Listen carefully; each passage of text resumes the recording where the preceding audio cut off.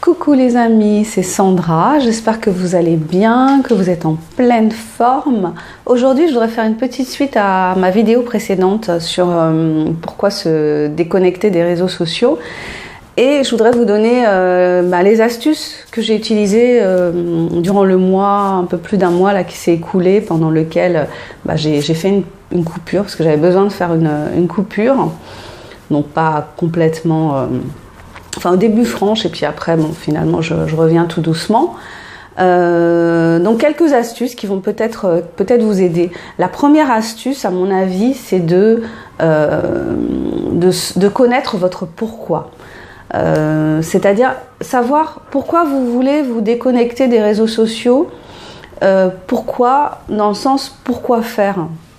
Alors, est-ce que c'est parce que, comme je disais dans la vidéo précédente, vous vous rendez compte que finalement vous vous perdez en créativité parce que vous vous nourrissez énormément de la créativité des autres et que vous dites qu'en arrêtant ou en diminuant votre consommation, ça va vous amener à produire vous-même. Donc, est-ce que c'est pour ça ? Parce que, comme me disait une personne qui a laissé un commentaire, je lui fais un gros bisou d'ailleurs, qui a laissé un petit commentaire, à force de regarder des photos sur un réseau, des photos, parce qu'elle fait de la pâtisserie, donc elle voit des gens qui font des super pâtisseries et qui prennent des photos, et finalement elle se dit que elle va se comparer, alors que il n'y a pas vraiment d'intérêt à ça. Ce qu'il faut, c'est... En fait, plus on produit et mieux on produit. Plus on travaille et mieux on travaille, tout bêtement. Donc, au contraire, couper, arrêter de regarder ce que font les autres et puis faire soi-même. Et puis voilà, c'est ne pas s'inquiéter d'une espèce de perfection, de barre qu'on a mis je sais pas jusqu'où. Faire ce qu'on a envie de faire. Et puis, il y a toujours des gens qui seront émerveillés, et puis il y a des gens qui apprécieront moins, voilà, mais c'est pas grave, hein. L'essentiel c'est de faire ce qu'on a envie de faire. Je crois que c'est vraiment très très très important. Donc voilà, pourquoi est-ce que c'est pour avoir plus de temps pour faire du sport? Est-ce que c'est pour avoir plus de temps à passer avec peut-être vos enfants si vous avez des enfants? Parce que je vois des gens des fois qui sont tellement coincés sur leur téléphone, sollicités par leurs gamins, mais voilà, ils sont hypnotisés, c'est catastrophique parfois quand même, hein, c'est inquiétant. Donc voilà, passer plus de temps avec les enfants, voir des amis, sortir, être un peu plus dans la vie réelle. Voilà, il y a plein de raisons pour lesquelles on peut avoir envie de faire une consommation moindre de réseaux sociaux. Définir votre pourquoi. Une fois que vous avez défini votre pourquoi, ce qui est important, c'est d'appliquer.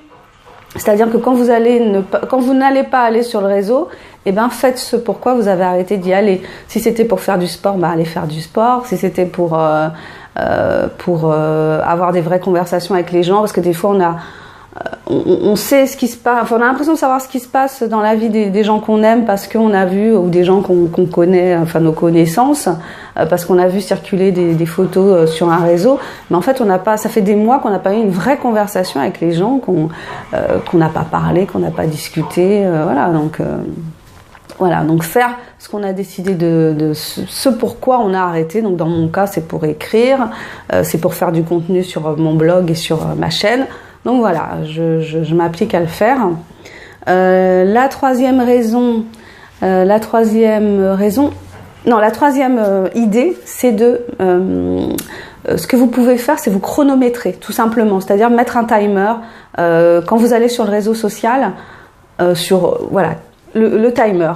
15 minutes, 20 minutes, une demi-heure, une heure, selon le temps que vous avez décidé de vous fixer, mettre le timer. Quand le timer sonne, on arrête. Même si vous étiez en train de voir une vidéo super passionnante, vous aviez engagé une discussion vachement intéressante, on arrête. Solution radicale. La quatrième chose qui m'a beaucoup aidée, alors je ne sais pas si ça peut se faire sur tous les réseaux, mais en tout cas ça se fait sur Facebook, c'est qu'on peut supprimer c'est pas supprimer, mais c'est mettre son profil en veille pour une certaine durée. Donc je l'ai fait au début, j'ai mis mon profil en veille carrément. Donc du coup ça m'obligeait à me reconnecter et à retaper mon mot de passe si je voulais y retourner. Donc après Facebook te dit ravi de te revoir sur le réseau, blablabla. Bon bref, voilà. Donc ça c'est une solution aussi et je trouve que c'est pas mal. Et l'idée qui m'est venue derrière, c'est que finalement, maintenant, chaque fois que j'y vais, quand j'ai terminé, je me déconnecte. Je me déconnecte complètement. Je fais la manip qui m'oblige, quand je vais y retourner, à retaper mon mot de passe. Et ça, c'est intéressant parce qu'en fait, notre cerveau, enfin nous les humains d'une manière générale, on aime la facilité.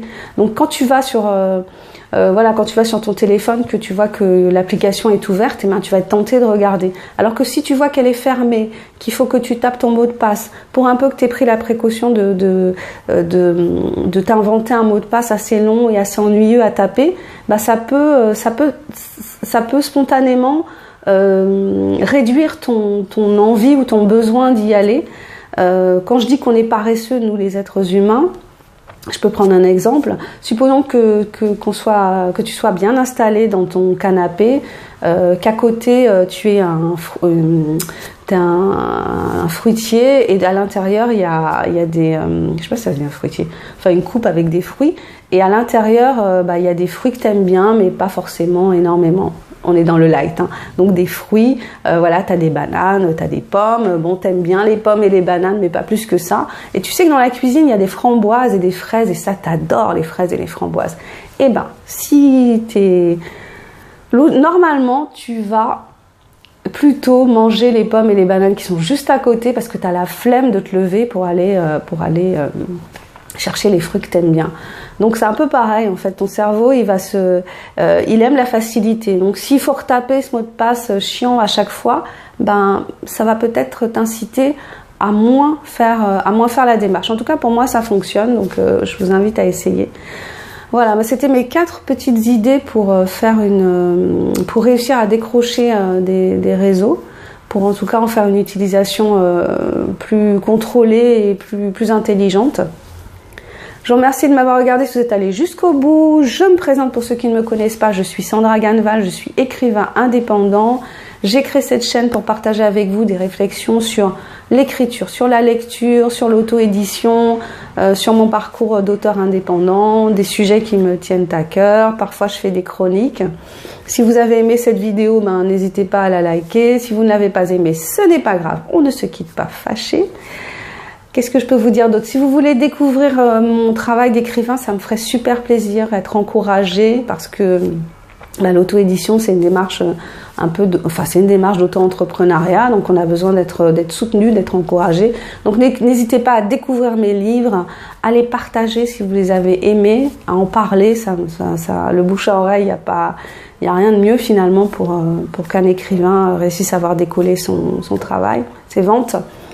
Je vous remercie d'être passé ici. Je vous souhaite une excellente journée. Prenez bien soin de vous et je vous dis à bientôt pour la prochaine vidéo. Bye bye!